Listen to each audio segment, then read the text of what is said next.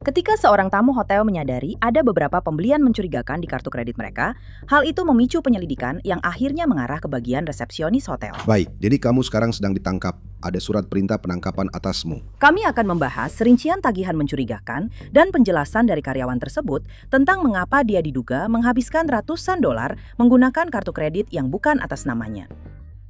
Jadi bantu saya mengerti. Bagaimana mungkin dua orang berbeda kartu kreditnya bisa digunakan olehmu secara tidak sengaja untuk membeli barang? Saya tidak punya jawaban untuk itu. Ini adalah Inside the Crime yang dipersembahkan oleh Law and Crime. Saya Elizabeth Milner. Kamu tahu, cerita seperti ini adalah alasan kenapa aku memeriksa rekening bankku setiap hari. Tapi sejujurnya, transaksi mencurigakan yang kulihat biasanya ternyata aku sendiri yang melakukannya. Tapi dalam kasus ini, seorang tamu hotel menyadari adanya pembelian seperti Domino's Pizza dan tiket film Zootopia 2. Selama penyelidikan, muncul pertanyaan lain. Apakah pegawai hotel ini merancang dugaan skema ini sendiri, ataukah dia mempelajarinya dari orang lain? Ini tanggal 7 Februari 2026. Kita berada di Ellensburg, Washington, sebuah kota sekitar 2 jam dari Seattle.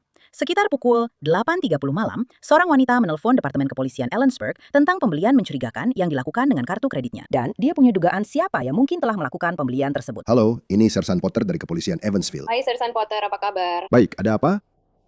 Jadi malam ini aku menemukan tagihan acak di kartu Capital One-ku dari Domino's. Dan ini yang kedua minggu ini, aku jadi penasaran. Ada satu lagi dari Majestic Theater. Jadi aku menelpon Domino's malam ini untuk mencari informasi tentang tagihan itu. Dan itu terjadi awal minggu ini karena aku sedang on call untuk Aspen minggu ini. Dan aku menginap di Hotel Red Lion.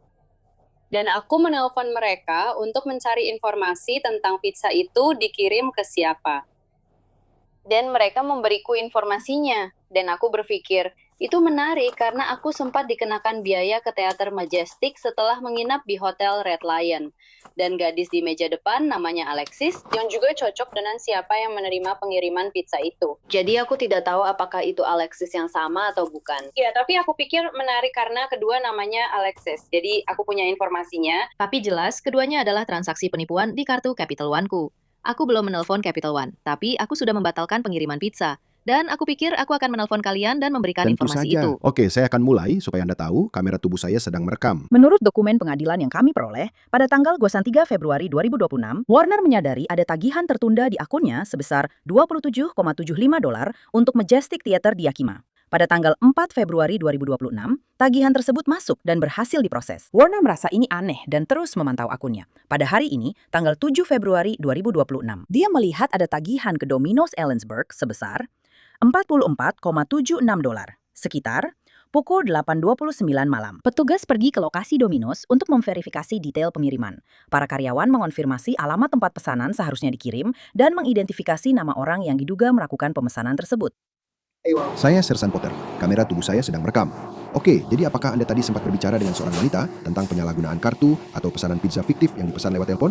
Atau itu salah satu staf Anda? Pizza palsu, ya. Jadi seseorang menelpon untuk memesan dengan menggunakan kartu kredit yang bukan milik mereka. Nama-nama Nama korban adalah Samantha Warner. Tapi pizzanya untuk Alexis King di 1.700. Dan saya penasaran bagaimana pesanan itu dibuat. Apakah secara online atau lewat telepon? Bagus. Saya bisa mencari Richard off, ya, ada apa? Tapi kami banyak berbicara. Syah dari Ya, dia Together baru tentang saja itu. menelpon dalam setengah jam terakhir. Apakah itu kamu? Apakah mereka punya informasi? Apakah itu pengantaran? Atau dibawa pergi? Dibawa pulang ke Red Lion. Key Red Lion. Ya, untuk seorang Alexis King. Untuk Alexis, saya punya 2 pesanan atas nama itu. Apakah ada lagi yang masuk? Jadi saya punya 2 pesanan yang dikirim ke alamat itu karena ada kebingungan soal hotelnya. Apakah mereka punya perkiraan waktunya saat saya mungkin berada di sana? Jadi itu terjadi jadi korban saya menelpon ke sini dan berbicara dengan seseorang pada pukul 8.30 atau 8.29 malam ini. Jadi dia melihat kartunya, ada transaksi di kartunya, jadi dia menelpon untuk mencari tahu apa yang sedang terjadi. Untungnya tidak ada yang memberitahukan itu kepada saya. Tidak apa-apa, itulah Tapi sebabnya saya di saya sini. memang punya pesanannya di sini. Saya tidak tahu, tapi saya rasa kami punya. Yang saya cari adalah apakah ini pesanan online atau pesanan lewat telepon. Sepertinya Saya tidak perlu melihat bahwa seseorang yang mengambil saluran telepon. Ya, jadi tertulis domino di sampingnya, yang berarti itu dipesan secara online. Lewat aplikasi atau Lakukan semacamnya. di pihak Apple. Baiklah, Ya, jadi lalu pesanan itu, apakah di situ tertera bahwa itu untuk Alexis? Ya, jadi saya punya. Boleh saya lihat? Kamu Kamera baik-baik saya saja. hilang. Ya, Alexis datang ke sini dan dia punya alamat untuk Red Lions. Kami tidak punya Ya, itu. nomor telepon atau apapun, tapi itu namanya Charlie. Dan itu. Ini pesanannya. Itu sama. Lalu, apakah pesanan lain yang kamu bilang tersedia itu? Bukan. Apakah itu orang yang beda. sama Aku atau nama sudah yang cek berbeda? 2 kali yang itu. Sempurna. Jadi soal itu sudah beres. Sempurna. Oke, itu saja yang aku. Ya, Terima kasih. kreatif. Dan kamu manajernya, Fredzer. Apa nama depan? Mereka bisa mengonfirmasi bahwa seseorang bernama Alexis King memang diduga memesan pizza-pizza itu. Dengar ini. Dokumen pengadilan menyebutkan, saya melakukan pengecekan data pengemudi atas nama King di Spillman dan mengetahui bahwa dia juga memiliki surat perintah penangkapan pelanggaran ringan dari Pengadilan Distrik Bawah Kittitas County karena tidak hadir. Setelah mengetahui informasi ini, saya teringat pada panggilan terbaru, di mana tuduhan serupa juga dibuat. Sersan Sindino yang menerima laporan tersebut, di mana korban lain menginap di motel dan kartu kreditnya digunakan untuk berbelanja online di Walmart dan beberapa tempat lain di Yakima. Sekitar $300 dicuri dalam kejadian itu. Pelapor percaya bahwa hal itu dilakukan oleh seseorang di Red Lion, tetapi tidak bisa membuktikannya. Jadi tentu saja, petugas akan mengunjungi Alexis di tempat kerjanya. Hai Lexi, apa kabar? Baik, kamu bagaimana? Baik. Hey, saya Sersan Potter. Ini Kopral Ingram. Supaya kamu tahu, kedua kamera kami sedang merekam. Hey, saya akan minta kamu keluar ke sini bersama kami. Oke, Oke, apakah itu bantalan pemanas? iya. Oke. Aku belum pernah melakukan itu. Kamu sudah? Iya. Oke.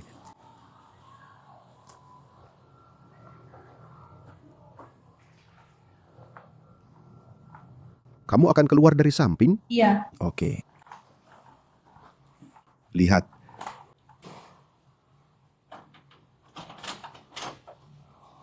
Baiklah, jadi kamu sedang ditangkap sekarang. Ada surat perintah penangkapan atasmu. Saya akan jelaskan semuanya kepadamu di sini sebentar lagi. Oke? Oke? Biar saya lihat. Oke, ini dia. Tidak apa-apa. Saya akan mengunci ini 2 kali supaya tidak makin kencang. Lalu saya harus membacakan hak-hakmu. Setelah itu kita akan bahas semuanya. Baiklah.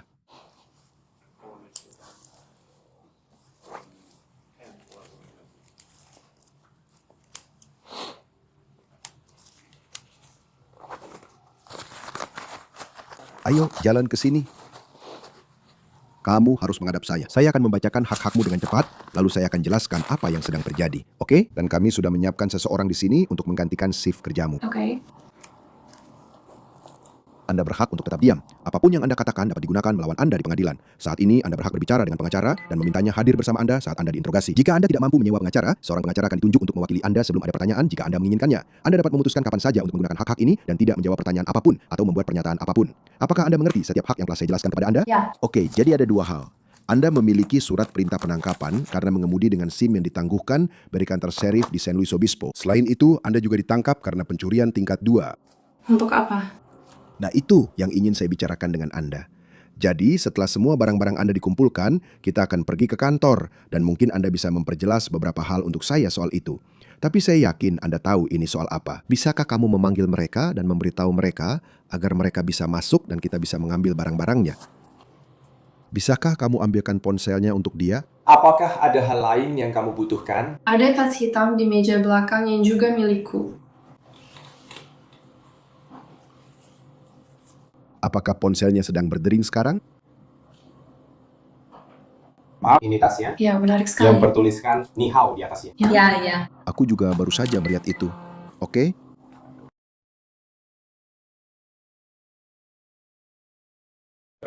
Jadi tadi aku baru saja menelpon nomor itu dan itu tidak berdering. Tadi ada panggilan tanpa ID. Oh, telepon benar. masuk. Oke, Tidak apa-apa. ya. Ya. Benar. Oke, hanya memastikan. Apakah kamu butuh bantuan untuk hal seperti kasir atau yang lainnya? Sepertinya tidak. Oke. Apakah kamu membawa kunci? Tidak. Kami harus menggeledahmu. Tidak. Oke. Apakah kamu punya kendaraan? Oh, bukan. Jadi, apakah ada barang-barang di tasmu ini yang milik bisnis? Tidak. Tidak. Jadi buku catatan dan semua barang itu. Tidak. Itu saja. Punyaku. Itu semua milikmu. Ya. Kami akan membawanya ke sana.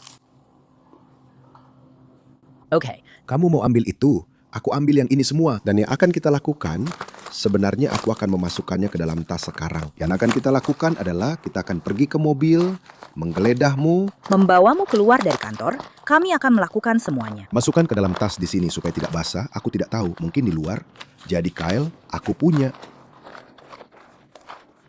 Tas kecil hitamku juga di sana. Halo, itu tas kecil hitam dan earbudnya. Wanita berusia 24 tahun itu dibawa ke kantor polisi untuk diinterogasi. Tapi dia menyangkal mengetahui apapun tentang kartu kredit tamu yang dicuri. Jadi jelas sudah saya jelaskan kepada Anda bahwa Anda sedang ditahan. Anda memiliki surat perintah penangkapan karena pelanggaran lalu lintas. Tapi Anda juga ditahan karena pencurian tingkat kedua. Dan Anda mengatakan saat kita di motel bahwa Anda bingung tentang hal itu. Iya, Sudah agak lama sejak kita membicarakan itu selama perjalanan tadi dan sebagainya. Apakah kamu punya gambaran tentang apa yang sebenarnya sedang aku bicarakan di sini terkait pencurian itu? tidak. Kamu benar-benar tidak tahu. Kamu tidak bisa memikirkan apapun yang sudah kamu lakukan yang salah sehingga kamu berada di sini. Ditangkap karena tuduhan pencurian? Tidak. Oke. Apa kamu mau beli pizza malam ini? Ya, Oke. Dan apakah itu muncul?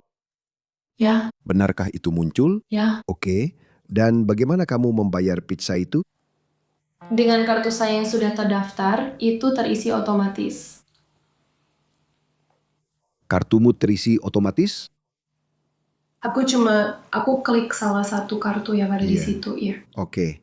Jadi untuk mengisi otomatis sesuatu, kamu harus memasukkannya secara manual dulu, lalu menyimpannya ke dompet atau ponselmu, atau apapun itu. Aku rasa kamu punya Baiklah, untuk menyimpannya di sana. maaf. Benar. Iya, Jadi malam ini kamu akhirnya memesan Domino's dan kamu bilang kamu menggunakan apa yang kamu kira adalah kartu milikmu. Apakah itu Iya. benar? Oke.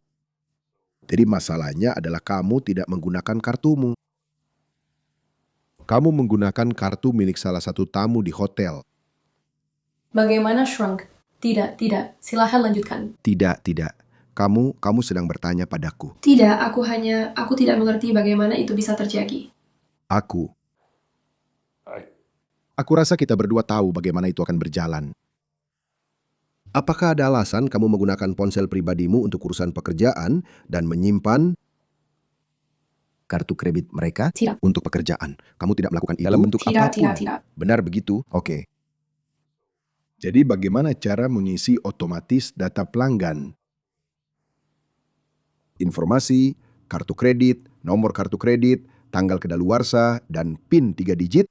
Bagaimana itu bisa terisi otomatis jika Anda tidak menggunakan ponsel Anda untuk keperluan pekerjaan apapun? Lexi? Aku tidak. Tahu. Karena ini bukan pertama kalinya hal ini terjadi. Kamu juga melakukannya saat kamu pergi menonton film. Pada tanggal 4 di bioskop. Apakah kamu ingat pergi menonton film? Ya. Dan film apa yang kamu tonton? Saya.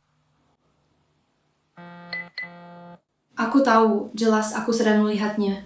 Jadi aku bahkan tidak bisa berpikir sekarang. Zootopia. Oke, apakah kamu sudah mengajak anakmu keluar? Ya. Jadi, berapa banyak tiket yang kamu beli? Tiger. Dan bagaimana kamu membeli tiket-tiket itu? Secara online? Iya. Oke. Dan berapa biayanya? 20 sekian dolar. Oke. Kedengarannya benar. Iya. Lalu berapa harga pizzanya malam ini? 30 sekian. Oke. Ya, aku pikir harganya 40 sekian, tapi ya sudahlah. Dan bahkan sebelum ini, aku yakin ini juga bukan pertama kalinya hal ini terjadi. Dulu kita tidak bisa membuktikannya, dan sekarang kita bisa. Kamu tinggal di Yakima, kan? Iya. Ingat, kita sudah tahu dari dokumen pengadilan bahwa ada 2 pembelian yang dilakukan di Domino's dan ada pembelian sekitar $30 di bioskop Majestic. Tapi arah interogasi akan segera berubah. Apakah cerita Alexis akan berubah karenanya? Kamu tinggal di Yakima, kan? Ayah. Oke. Jadi beberapa waktu lalu, Sersan Sedano juga menerima laporan dari pelanggan lain yang pernah menginap di Red Lion, mengatakan, "Hey, saya pernah menginap di Red Lion." Dan kemudian, beberapa hari kemudian, ada transaksi penipuan di kartu kredit saya di Yakima. Tepatnya di Yakima. Salah satunya dari Walmart, salah satunya ke KFC. Dan saya tidak ingat secara pasti yang satunya lagi itu dari mana, tapi itu semacam merchant online lain. Oke. Dan nama siapa yang terkait dengan itu? Jadi alasan saya bertanya bagaimana mungkin leksi itu bisa terisi otomatis adalah untuk membantu memahaminya, karena mungkin ada alasannya. Saya tidak tahu, saya bukan orang yang bekerja di bisnis hotel, jadi mungkin saja ada alasan yang sah kamu menggunakan ponselmu untuk memasukkan data, tapi sepertinya tidak begitu. Tidak. Dan setelah berbicara dengan pemiliknya, sepertinya memang bukan itu masalahnya. Tidak. Jadi bantu saya mengerti bagaimana mungkin kartu kredit milik dua orang berbeda bisa Anda pakai secara tidak sengaja untuk membeli barang. Saya tidak punya jawaban untuk itu. Baiklah, bagaimana kondisi keuanganmu untuk kebutuhan sehari-hari? Dan apakah kamu tinggal dengan seseorang atau hanya kamu dan anakmu saja? Aku punya Jadi teman punya sekamar. teman sekamar, Iya. oke? Dan kalian bagi dua biayanya. Maksudku, situasi Kami membaginya. keuangannya seperti Ya, apa? kami bagi 2. Apakah kamu punya semuanya? Ya. Oke. Dan apakah kamu, maksudku, sepertinya kamu sering ke mall, belanja. Aku lihat kamu punya banyak make up di tasmu. Itu semua makeup lama. Tepat Kamu bisa sekali. lihat itu semua. Aku tidak tahu Lihat semua. apa-apa tentang make up. Baru saja melihat ada. Maksudku Aku kamu membawanya membawanya kemana-mana. karena hari Jadi ini aku aku menambah kerja kecepatan. 16 jam, jadi aku coba untuk sedikit merapikannya supaya aku nggak kelihatan secapek yang aku rasakan. Tentu, aku bisa mengerti itu. Percaya deh, aku juga kerja 12 jam. Jadi aku paham. Jadi bantu aku memahami seperti apa dunia kamu sehari-harinya. Aku jadi ibu sepenuhnya di hari kerja, lalu kerja lembur banget di akhir pekan, lalu diulang lagi. Ya, dan itu benar-benar Berkali-kali. konsisten datang ke sini. Benar-benar seluruh hidupku sejak dia lahir. Iya. Oke. Dan apakah kamu menganggap dirimu stabil secara finansial, sedang berjuang, atau berkecukupan? Di mana kamu menempatkan dirimu dalam hal itu? Sedang berjuang, masih bisa bertahan, tapi ya hanya itu saja. Oke. Berapa penghasilanmu di hotel? Sekitar 17 per jam kurasa, kalau itu memang upah minimumnya. Ya, aku juga nggak tahu berapa sebenarnya. Aku nggak tahu, aku mengira begitu. Tentu, aku nggak bisa bilang. Alasan aku bertanya, aku mencoba karena aku juga punya. Anak-anak, Dan aku tahu mahalnya membesarkan anak. Dan betapa banyak usaha yang dibutuhkan. Dan semua hal lain yang terlibat di dalamnya. Dan aku bisa menghargai itu. Dan ketika kamu sedang berjuang dan berusaha, mencoba untuk memenuhi kebutuhan, terkadang orang melakukan sesuatu karena putus asa. Mencoba bertahan, meskipun hasilnya minim. Dan mereka melakukan hal-hal yang biasanya tidak akan mereka lakukan karena mereka berusaha untuk tetap bertahan. Orang baik bisa melakukan kesalahan besar. Dan itu terjadi sepanjang waktu. Sepanjang waktu, itu adalah bagian dari apa yang saya sadari dalam pekerjaan saya. Saya sudah melakukan ini selama 22 tahun. Iya. Saya tidak berpikir kamu orang jahat. Saya pikir kamu membuat kesalahan. Saya rasa kamu juga tahu itu. Apa yang akan saya katakan adalah berdasarkan hal-hal yang memang kamu lakukan, yang saya tahu kamu lakukan, dan kamu juga tahu kamu lakukan. Setahu saya kamu tidak pergi membeli barang-barang mewah, kamu tidak membeli tas dan sepatu tidak, Louis aku tidak Vuitton. punya apa-apa. Palingan barang tiruan. Barang-barang yang kamu beli di Walmart itu, kebanyakan barang kebutuhan dan juga makanan, memang cukup banyak. Lalu mengajak anak-anakmu ke bioskop. Hal-hal seperti itu bisa saya lihat dari luar dan berpikir, oke, dia seorang ibu. Saya tidak tahu kalau kamu punya anak. Saya baru menduga Ya, kamu hanya punya satu ini anak ketika saja. saya melihat tiketnya. Kamu bertanya, ya? Atau anak kecil, ya? Ya, saya tidak tahu, tapi saya kira mungkin memang seperti itu. Dan kemudian saya melihat barang-barang yang kamu beli dengan barang-barang ini. Ini bukan soal kamu membeli perhiasan, mainan mewah, mobil baru. Kamu tidak melakukan hal-hal itu.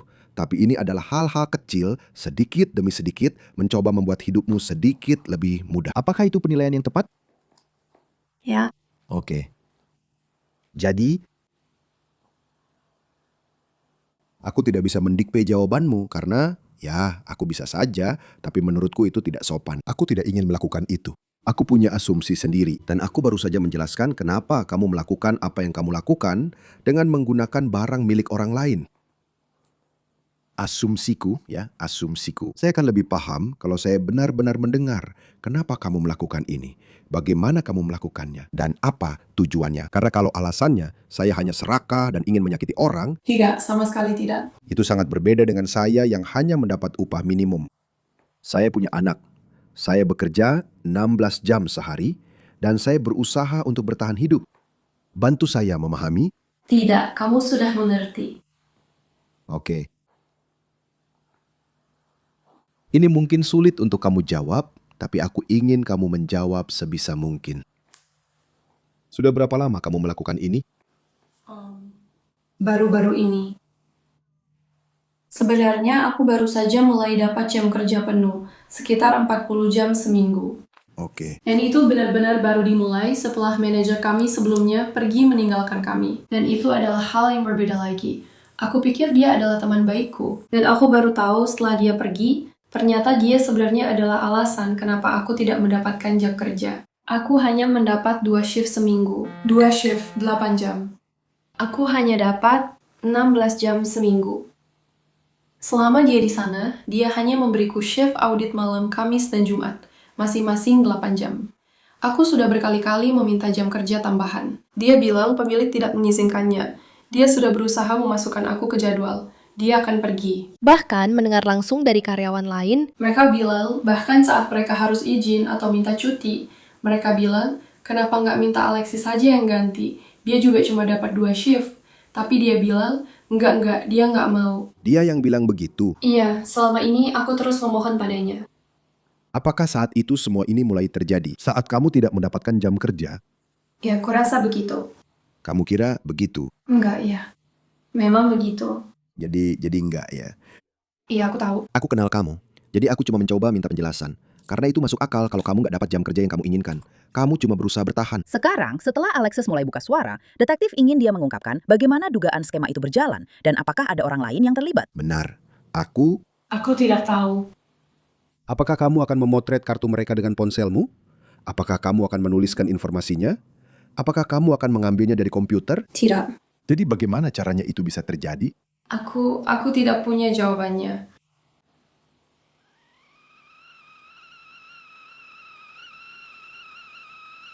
Oke. Biar aku coba rumuskan ulang pertanyaannya ya. Kamu bilang itu otomatis terisi di ponselmu. Yang menurutku kita berdua setuju. Kalau itu nggak akan terisi otomatis, kecuali kamu masukkan secara manual kan? Benar. Oke.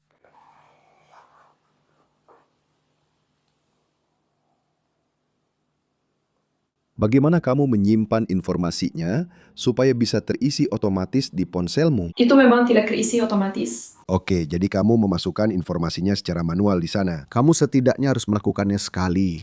Kamu harus melakukan sesuatu. Itu tidak muncul secara ajaib. Benar, kamu harus memasukkan informasi itu langsung dengan menekan angka di ponsel kan? Atau kadang-kadang kamu bisa memfotonya dan itu akan mengunggahnya secara otomatis juga. Tergantung program atau platform apa yang kamu gunakan. Hal seperti itu. Jadi itu dua cara bagaimana kamu mendapatkan informasi itu. Atau bagaimana informasi itu dimasukkan ke dalam perangkat-perangkat tersebut. Yang saya tanyakan adalah, saat kamu sedang bekerja, bagaimana kamu mendapatkan informasi itu? Aku tidak punya jawabannya. Kamu memang tidak punya jawabannya, atau kamu memang tidak mau menjawabnya? Aku tidak mau menjawabnya saat ini. Oke, tidak apa-apa Lexi. Aku tidak bisa memaksamu untuk bicara. Dengan memahami bagaimana dan mengapa hal ini terjadi. Itu membantu saya menyampaikan hal itu kepada jaksa, karena ada sedikit kesalahpahaman di masyarakat umum tentang bagaimana sistem penegakan hukum bekerja. Orang-orang berpikir bahwa kami yang mendakwa orang atas kejahatan, padahal bukan. Kami adalah pihak yang mengumpulkan bukti serta memahami apa yang terjadi dalam suatu insiden. Kami menindaklanjutinya dan kemudian mengirimkannya kepada jaksa, apakah mereka dipenjara atau tidak, lalu mereka membacanya. Dan merekalah yang bertanggung jawab untuk menyusun semua bukti itu dan kemudian mendakwa mereka atas tindak pidana yang sesuai. Jika kami melakukan kesalahan dan lupa sesuatu, mereka akan mengambil tindakan. Jadi yang saya coba lakukan adalah pada tingkat ini membantu Anda juga agar mereka mengerti sejauh mana semua ini berlangsung. Karena kami punya, saya tidak akan memberitahu Anda berapa banyak yang saya tahu. Saya akan membiarkan Anda yang memberitahu saya. Berapa banyak kartu berbeda yang Anda perkirakan sudah Anda gunakan selama waktu itu? Saya tidak tahu. Anda tidak tahu. Tidak. Apakah Anda bisa menebak? Tidak. Oke, saya bertanya karena bagi saya penting bagaimana Anda mendapatkan informasi ini. Karena yang saya tidak tahu apakah yang Anda lakukan, saya tidak bisa bilang pasti apakah Anda sedang menggandakan kartu dan membuat kartu. Saya bahkan tidak tahu. Itu memang ada. Sejujurnya, Tidak oke, apa-apa. ya, saya bahkan tidak tahu itu. Dan mereka punya orang-orang di posisi seperti Anda di seluruh tempat yang punya akses ke hal-hal ini. Seperti mereka punya akses ke kartu kredit orang-orang dengan mendapatkan informasi dari mereka tepat saat mereka check-in. Sekarang Anda punya kartu yang tercatat dan seterusnya. Anda memiliki akses ke nama mereka, SIM mereka, tanggal lahir mereka, nomor kartu kredit mereka, semuanya. Anda perlu terlibat dalam penipuan. Seperti secara signifikan sekarang. Saya tidak mengatakan bahwa itulah yang Anda lakukan. Tidak, saya bahkan benar-benar tidak tidak tahu percaya itu. itu. Ada. Tentu, saya mengerti. Tapi yang membuat saya khawatir adalah kenyataan bahwa Anda tidak mau menjelaskan atau Anda tidak ingin menjelaskan bagaimana Anda mendapatkan informasi ini dan kenapa. Karena itu membuat saya teringat kembali pada masa-masa saya sebagai detektif dan saya berpikir, oke, apakah dia bagian dari sesuatu yang lebih besar di mana Anda memberikan informasi ini kepada orang lain? Tidak. Bagaimana kamu mendapatkannya? Kenapa kamu mengambilnya? Apakah hanya kamu saja? Apakah ada orang lain juga? Apakah kamu mengambilnya dari internet? Apakah kamu mengambilnya dari catatan mereka? Apakah kamu memotret? Apakah kamu mengirimkannya lewat pesan ke orang lain? Ada. Itu yang saya khawatirkan. Benar? Itulah kenapa saya mengajukan pertanyaan-pertanyaan ini. Karena kita harus bertanggung jawab atas semua informasi itu. Dan Anda memiliki informasi orang lain yang bisa merugikan hidup mereka, yang bisa merusak kredit dan segalanya, membatalkan kartu yang terhubung ke berbagai pembayaran mereka. Dampak dari apa yang Anda lakukan juga berdampak negatif bagi mereka. Jadi tugas saya adalah mencari tahu. Untuk mengetahui sejauh mana hal ini akan berdampak pada mereka dan bagaimana cara membantu mereka juga sambil membantu Anda dan anak Anda. Karena pada akhirnya, jaksa yang akan membaca ini dan menilai apakah dia kooperatif atau tidak, kenapa dia melakukan ini, apakah dia terlibat dengan orang lain, hal-hal seperti itu. Jadi kalau Anda bisa memberikan alasan kenapa Anda tidak mau membagikan informasi itu, tidak masalah kalau memang Anda benar-benar tidak mau. Tidak ada lagi yang bisa saya lakukan soal itu. Saya hanya tidak ingin melibatkan orang lain ke dalam hal ini. Saya tidak mengatakan bahwa Anda harus melibatkan orang lain ke dalam hal ini. Tapi memang biasanya seperti itu mulainya. Atau, Saya percaya padamu. bagaimana hal itu bisa muncul sejak awal? Karena aku tidak pernah melakukannya. Bukan berarti aku sudah melakukannya seumur hidupku. Aku Itu juga muncul percaya bersama. itu. Aku percaya padamu ya. Tentang itu, kamu pasti sudah belajar ini dari seseorang, kan? Oke. Jadi jika kamu tidak ingin memberikan informasi itu lagi, aku tidak bisa memaksamu. Berikut adalah apa yang terungkap dalam laporan insiden. King menjelaskan bahwa dia belajar untuk memasukkan semua informasi kartu kredit di kolom komentar pada program komputer di tempat kerja. Dengan begitu, detailnya akan selalu ada dan tersedia kapanpun dia butuhkan. Dia mempelajarinya dari manajer sebelumnya. King memberitahuku bahwa dia sudah melakukan ini selama beberapa bulan dan tidak setiap saat. Aku bertanya kepada King, apakah dia pernah mengambil foto kartu kredit dengan ponselnya atau dari akun di komputer kantor. Tapi dia tidak mau menjawab. Karena King tidak ingin membagikan lebih banyak detail tentang kejahatannya, aku mengakhiri wawancara. Alexis King dilaporkan ditahan atas 2 tuduhan pencurian identitas tingkat 2. 2 tuduhan pencurian tingkat 2, dan dia juga ditahan karena surat perintah penangkapan dari pengadilan yang masih berlaku. Catatan online menunjukkan Alexis King dibebaskan dari penjara keesokan harinya setelah membayar jaminan sebesar $5.000. Sidang pengadilan berikutnya dijadwalkan pada 24 September. Terima kasih banyak telah bergabung bersama saya di episode Inside the Crime kali ini. Saya Elizabeth Milner dan kita akan bertemu lagi di sini besok dengan kasus lainnya.